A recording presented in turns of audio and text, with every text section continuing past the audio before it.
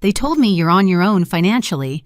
Then a week later, they handed my sister condo keys, 2 bedrooms, a lake view, a ribbon on the door. No one asked if I had rent money. No one noticed when I disappeared. 4 years later, my name hit Forbes and my research changed everything. That's when my mother showed up, uninvited, smiling like she owned the place.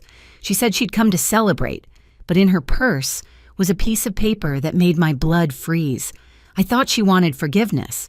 She wanted something else, something worth exactly $1 million. My name is Linda Hayes. I grew up in a house that looked normal from the street, 2 stories, trimmed hedges, the kind of place where neighbors waved from driveways and said, "Nice family." Inside, though, it was like living in a play where I was the understudy who never went on stage. My mother, Margaret, ran the house like a director with one favorite actress, my sister, Sophie. Every conversation circled back to her. Every photo on the mantel had her in the center. If I was in the frame at all, it was by accident. Sophie sparkled. She was the dancer, the baby girl, the one Mom called her miracle. When she performed, Dad stood up to record it. When I brought home straight A's, he didn't even look up from his newspaper. Mom would say, "We don't brag in this house, Linda," but somehow bragging about Sophie was fine. At 16, Sophie got a car with a red bow. I got her old bus pass and a reminder to be grateful.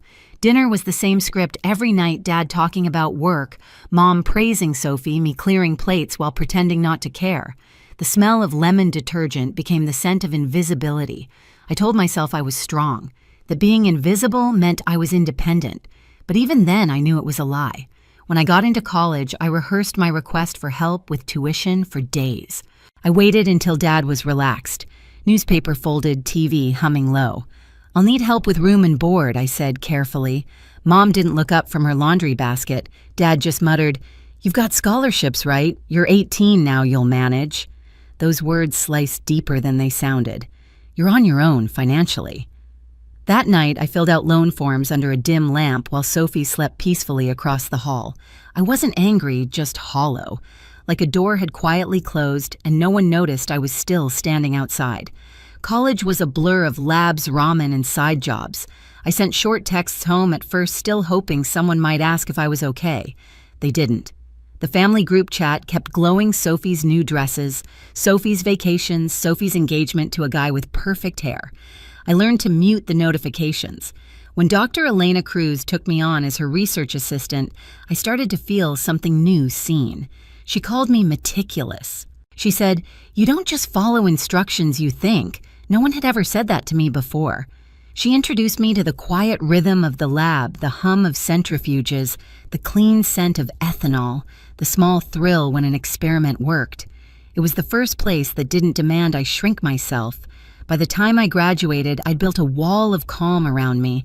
I'd stopped waiting for approval, stopped asking for help.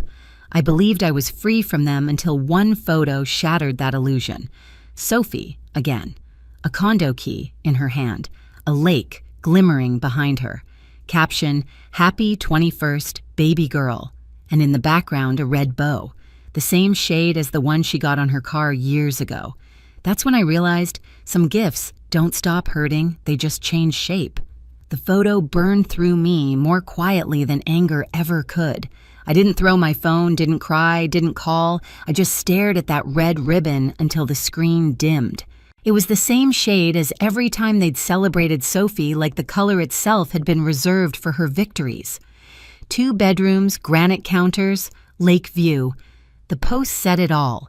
There wasn't a single message asking, "How are you, Linda?" I set the phone down face first and returned to my notes, recording polymer dissolution rates like nothing had happened. But something did. Something final. After that, home stopped being a place and became a concept I'd outgrown. My scholarship covered rent in a campus basement apartment, thin walls, humming pipes, the faint smell of instant noodles that never left. I spent nights in the lab chasing numbers instead of sleep. Dr. Cruz would check in on me, asking if I ever took a break. I'd shrug, "Breaks are expensive." She'd smile sadly, as if she knew that sentence meant more than I said. The next semester, she called me into her office. Warm, light books stacked in gentle chaos, a half-finished cup of coffee beside her laptop. "Linda," she said, "you're different lately. Not in a bad way, just focused. Whatever you're chasing, I hope it's for you, not against someone else. I wanted to say it was both, but I just nodded. When Stanford offered me a fully funded PhD position, I didn't tell my parents. I didn't even tell Sophie. I packed my car, a dented Honda trunk full of notebooks and wilted plants, and drove until the highway signs said California. Somewhere between mile markers, I stopped feeling like a daughter. I was something else now. Stanford was a different planet. People there didn't measure worth in attention, they measured it in discovery. I belonged to the midnight shift of the lab pipettes, playlists, fluorescent lights.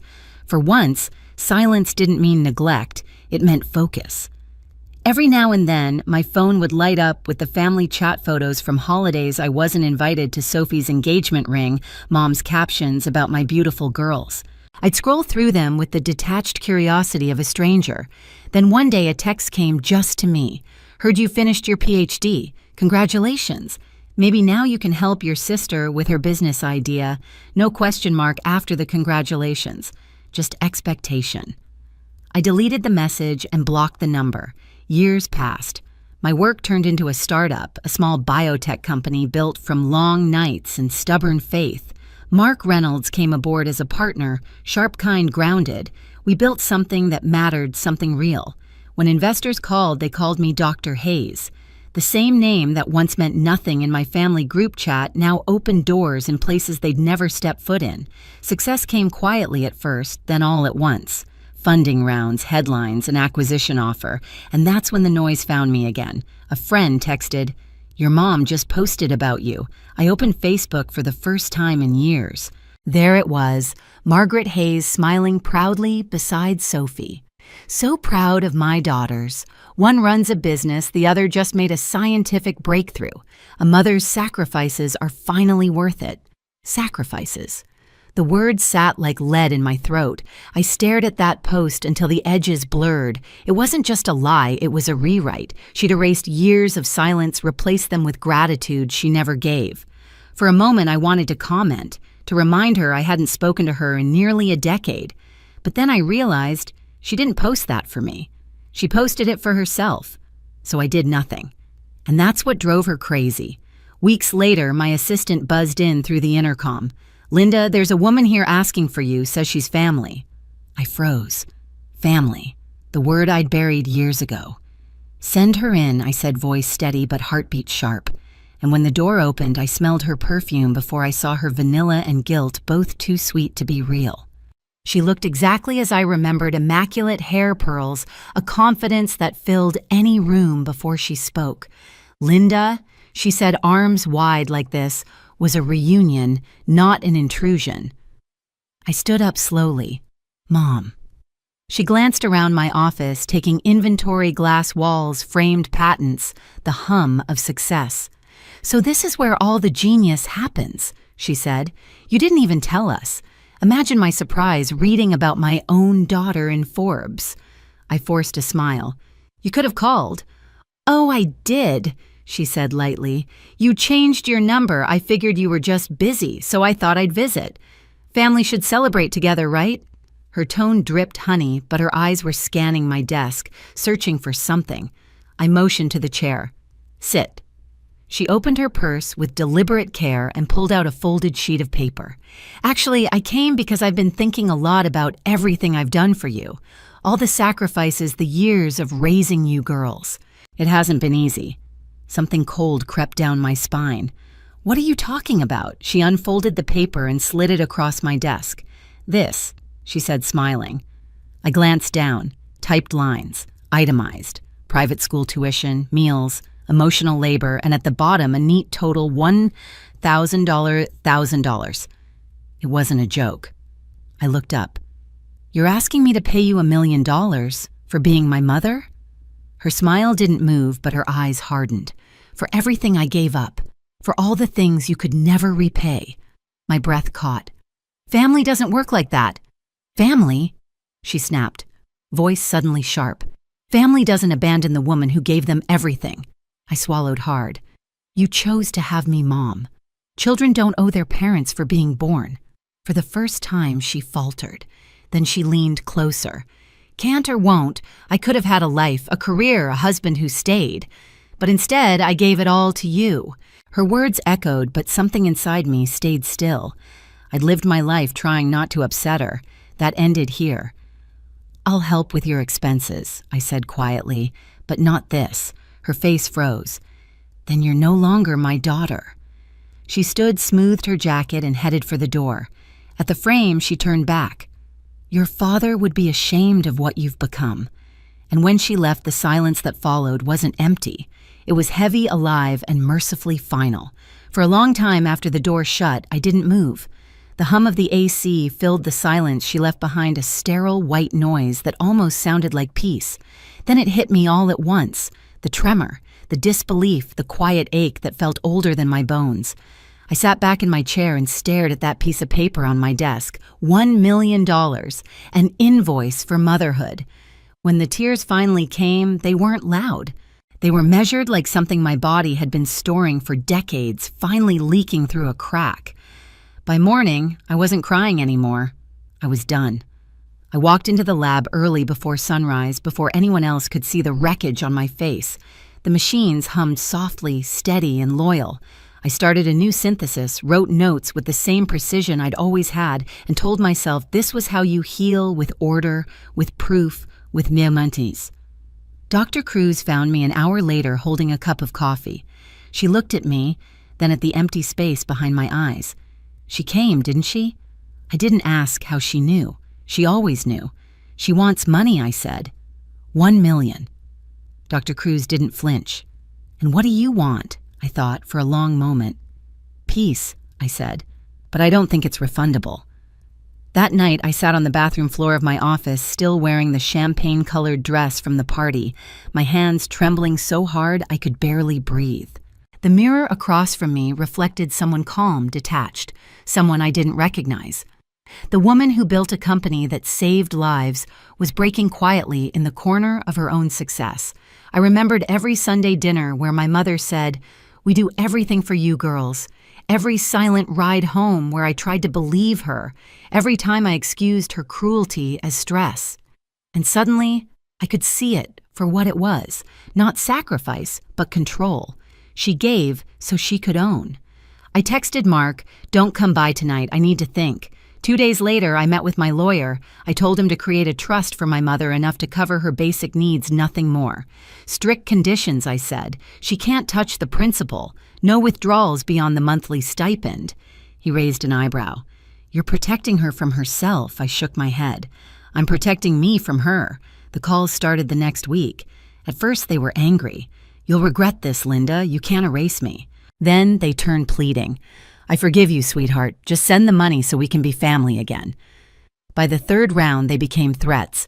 "Maybe the media should know how ungrateful you are." I stopped answering. Mark watched me one night sitting on the couch, my phone lighting up over and over. "You don't have to read them," he said. "I'm not," I told him. "I just need to see how far she'll go." Eventually, the messages slowed. The noise faded into static. And one morning, there were no more missed calls, no new emails, just quiet. That quiet felt earned. A month later, Dr. Cruz called me into her office again. "You've been working like someone's chasing you," she said softly. "Is it over?" I nodded. "Almost." She handed me an envelope. "Then take this weekend off. Go somewhere that isn't built from adrenaline." Inside was a printed ticket to a coastal retreat, a place where the lab noise would be replaced by waves. That night, I stood by my office window, city lights reflecting off the glass like distant stars. I thought of the woman who'd raised me, how she'd mistaken fear for love and guilt for loyalty. And I thought of myself finally untethered, finally breathing in a life that wasn't borrowed. The acquisition ceremony came 3 months later. Our company had been valued at $80 million. Investors, journalists, champagne, the whole illusion of triumph. I smiled for photos, shook hands, said all the right words. No one saw the small scar beneath the perfection, the space where I'd cut off the last thread of her control. After the speeches, I stepped outside for air. The night was crisp, Pacific wind sharp enough to feel like cleansing. Mark joined me, handing me a glass of water instead of champagne. "You okay?" he asked. "I am," I said. And I meant it. But peace, I've learned, doesn't stay still for long. 8 years passed. The company thrived. We built, we healed, we lived. And then one autumn morning, driving through Seattle for a conference, I saw her again. She was sitting on a curb outside a coffee shop, a paper cup in her hand, gray hair tangled, eyes dim but unmistakable. For a second, I forgot how to breathe.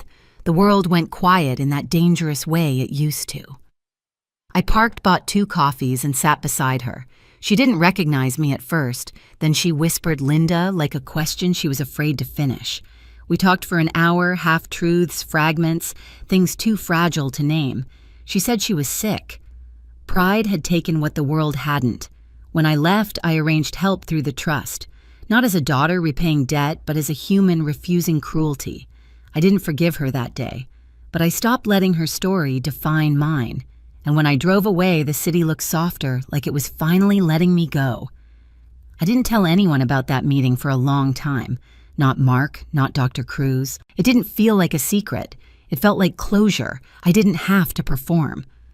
The following week, I got a call from the social worker overseeing her case.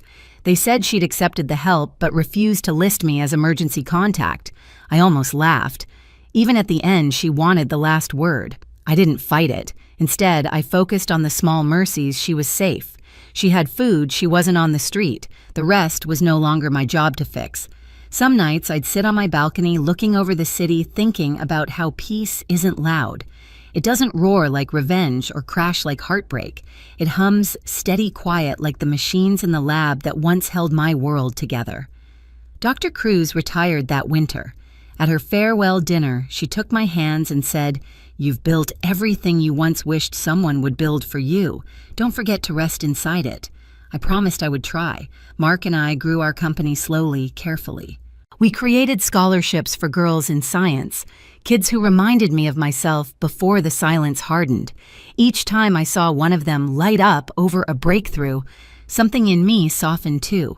One morning, a letter arrived. No return address, just my name in a shaky hand. Inside, one line on plain paper. "Thank you for the coffee."